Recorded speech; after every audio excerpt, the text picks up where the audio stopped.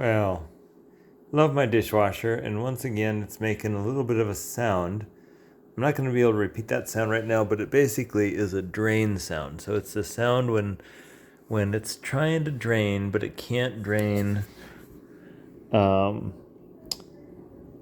sump down here. And what that indicates is basically there's water standing in the sump, and it can't drain it all out. But if there's water standing in the sump, that means that there's a leak. So what I did was put a rag underneath it. These are the drain holes in the sump here, right there. Tipped it so that, I could get the water draining out of the sump. I don't know if I can show you what that looks like here. I can try. Oh yeah, look at that. There's some water draining out of the sump. Do you see that? Yep, there it goes. Okay, well, now you get to see it. Anyway, get to sop that up. That means there's water sitting in the sump.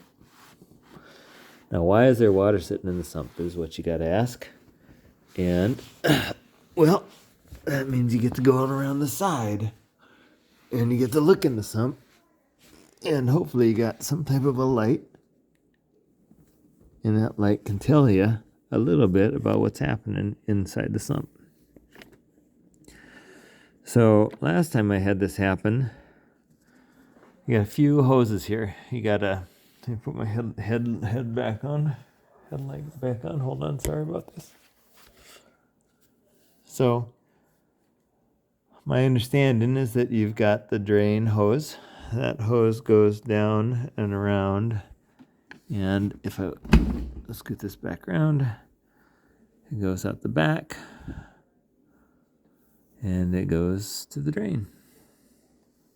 But then you got another hose. So that's the drain hose here. You got another hose, and this is the, oh gosh, pause.